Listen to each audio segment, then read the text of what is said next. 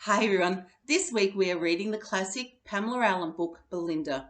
This is a story about a cow named Belinda and a friend of hers, Old Tom. I love this story so much. It reminds me about when I was growing up and we used to go out to my granddad's farm to milk the cow. I hope you enjoy the story of Belinda as much as I do. Bye everyone. Belinda by Pamela Allen. Read to you by Miss Findlay.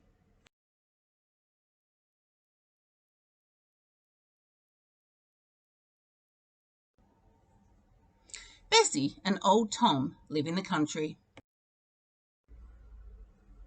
Early every morning, Old Tom works in his garden. There is always plenty to do. He grows cucumbers and carrots. He grows pumpkins and parsley. He grows beetroots and beans and lots of other vegetables.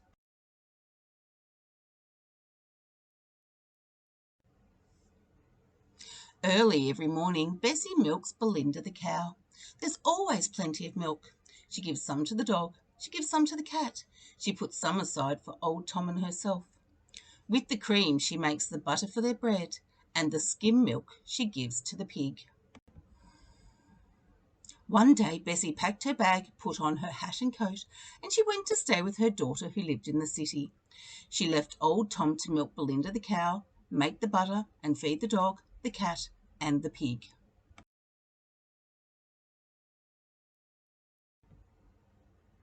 Old Tom got up very early. He took the bucket and the stool and set out to find Belinda. Belinda was chewing in the far corner of the paddock.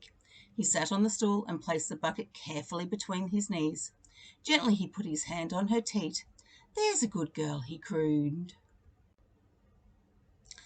Belinda gave one almighty kick. Old Tom flew high in the air and landed with a thud in the mud. Belinda was off, and Old Tom was off after her. Around and around they went, mooing and trotting, around and around they went, until Old Tom was quite out of breath. What was Old Tom to do? There would be no milk for the dog, no milk for the cat, no milk for the pig, no milk for Old Tom, and no butter for his bread. What was Old Tom to do? He went to the shed and took a rope from the wall. Then he went to his garden and pulled up the biggest, fattest carrot he could find. With these he set out to catch Belinda. "Moo," crooned Old Tom. "There's a pretty girl. Fat carrot, fat carrot. Come, come to Old Tom. There's a good girl." "Moo," answered Belinda, as she cautiously, carefully inched closer towards the carrot. "Moo," bellowed Belinda, as she snatched the carrot from Old Tom's outstretched hand. "Oh!" cried Old Tom, as he landed with a thud in the mud. Belinda took off, and Old Tom took off after her, and around they went, mooing and trotting, around and around they went, until Old Tom was quite out of breath.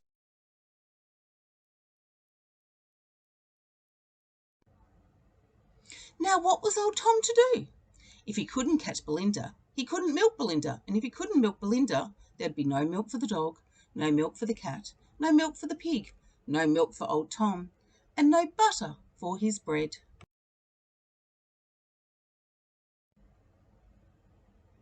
What was Old Tom to do? He thought and thought and thought and thought and thought. At last he stood up and strode into the house.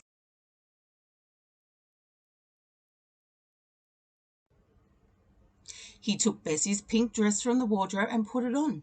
The dress was too big.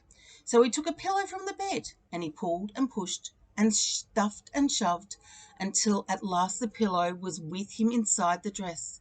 Then he tied Bessie's apron firmly around his middle to hold everything in. He put on Bessie's big straw hat, and he pulled on Bessie's big rubber boots. In this disguise, he set out to milk Belinda.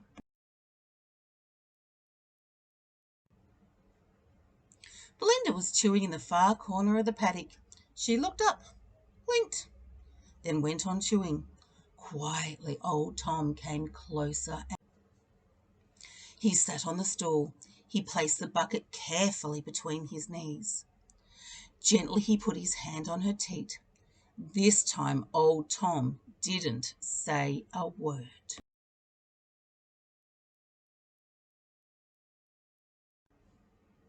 He squeezed.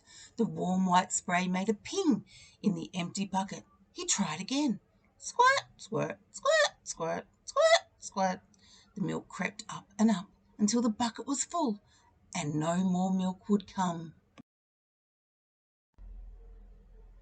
Now there was plenty of milk. There was milk for the dog. There was milk for the cat. There was milk for old Tom, and cream to make the butter for his bread. There was even plenty of skim milk left for the pig. When Bessie came home, she wondered how her pink dress came to have mud on the hem. She almost said, "Who's been wearing my dress?" But old Tom had been the only one at home, and it couldn't have been old Tom, could it?